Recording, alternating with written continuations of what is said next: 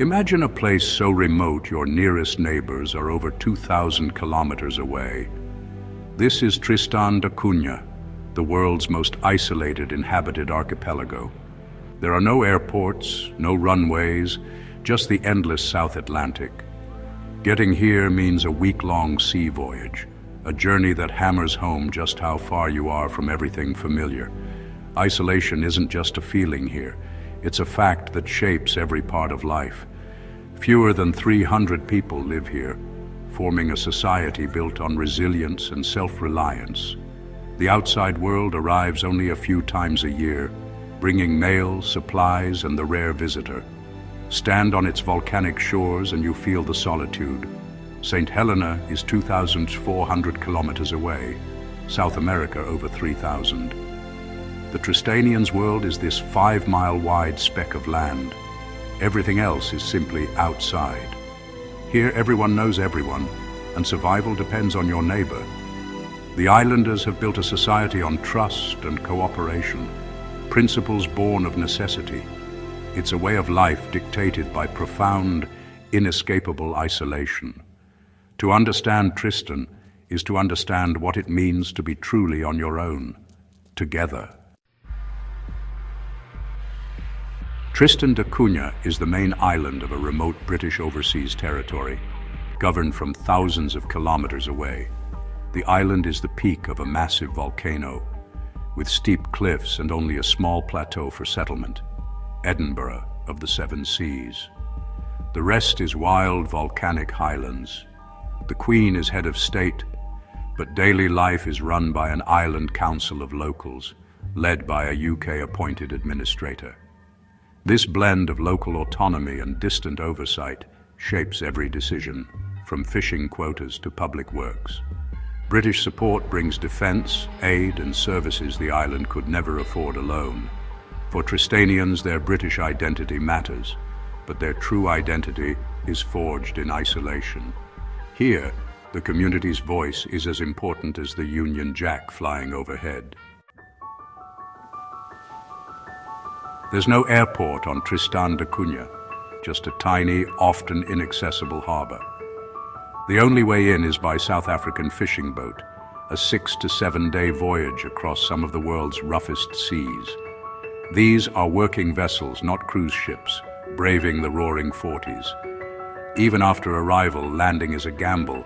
Ships anchor offshore, waiting for calm seas to transfer people and cargo by small boat. Sometimes, you wait days for a safe window. Only 8 or 9 ships visit each year, so supplies, mail, and medicine arrive on an unpredictable schedule.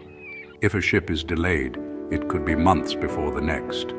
Islanders must be prepared, managing food and fuel stocks carefully. The journey strips away any romantic notions. Life here is hard, shaped by the ocean's moods.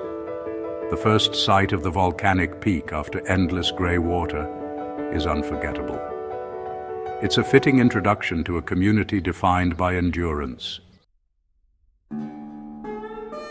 Life on Tristan means living with an active volcano, Queen Mary's Peak, looming over the only settlement. In 1961, the volcano erupted, forcing the entire population to evacuate to the UK. The experience was traumatic. Islanders struggled with city life, unfamiliar illnesses, and the loss of their close-knit community.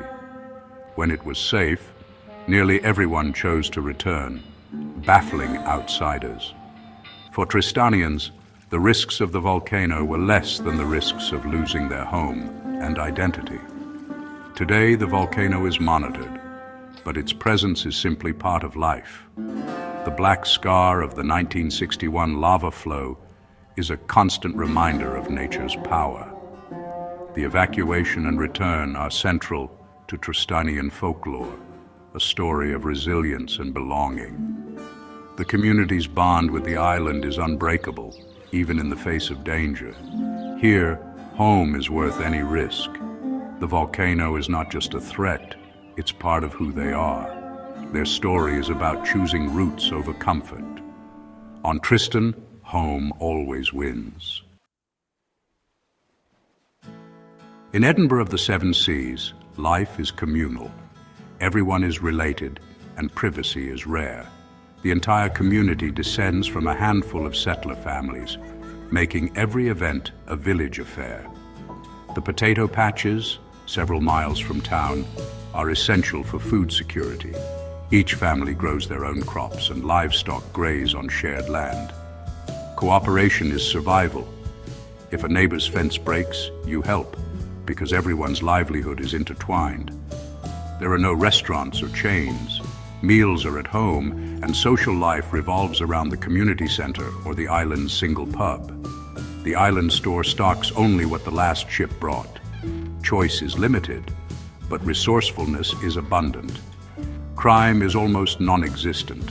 Stealing from your neighbor is unthinkable. If a family struggles, the community rallies. The trade-off: little privacy, strong social conformity, and everyone knows your business.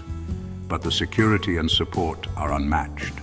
On Tristan, the community is your safety net. Individual freedom is limited, but belonging is absolute. Here, life is about the collective, not the individual.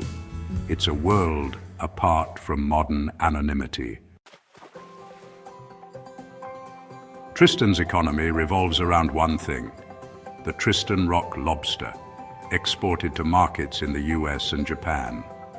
A South African company holds the fishing concession, running the island's main employer, a lobster processing factory.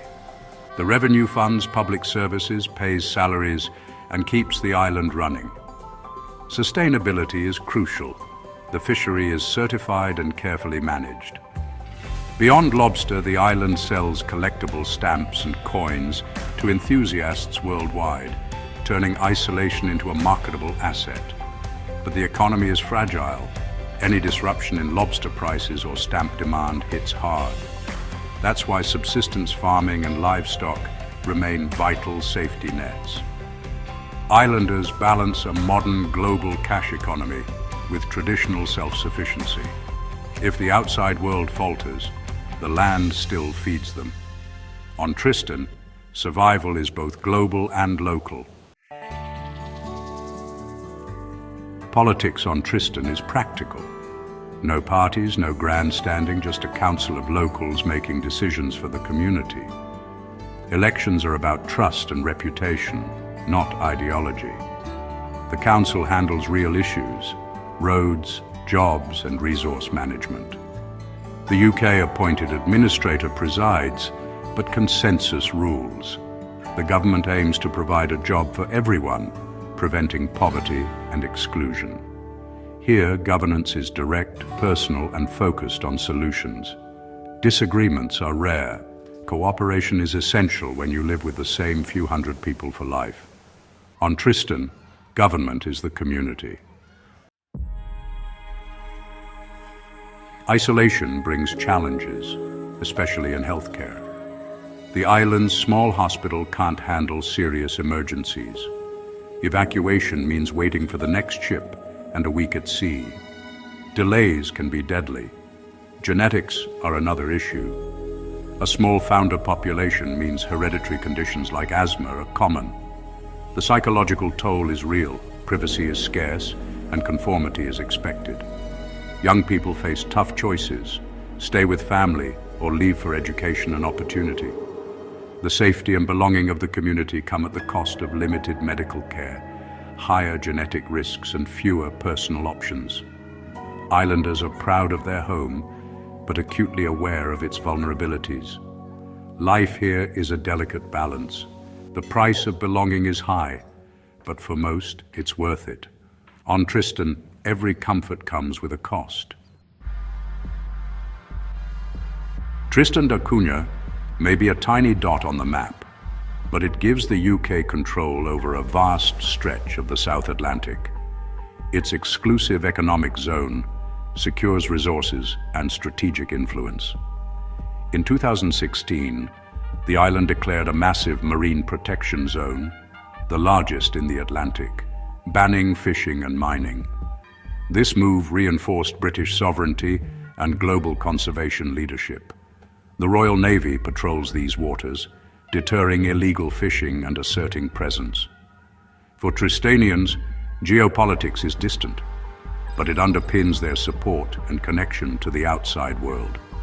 The island's strategic value ensures continued aid and a lifeline to the UK. Tristan is a remote outpost, but on the world stage, it matters.